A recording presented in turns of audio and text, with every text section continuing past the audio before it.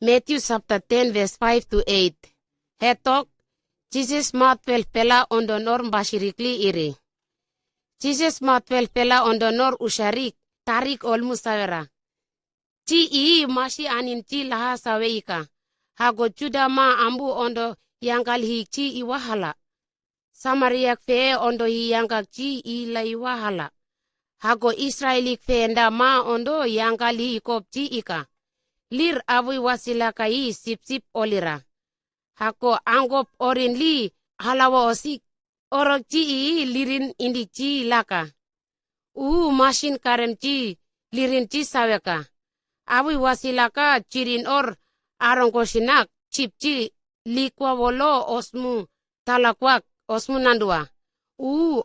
Ol kava misinda ondonga okbale lepra tolonda chi banak civikli naka. Ma ol hahanda ondon banak indikli usaka. Wasi mauleng kamba ol man tolonda cimbru erbenakli ika. Belembele ol ci uwa ondo men ci uka. Yakob nembes, kwambu os lerau oson ci laha men hahanda osik leraun men ci laka. Cirbe kwambu oson yak ci frunga unda osik. Ma ondon ci banak yan li hakwa ambucir.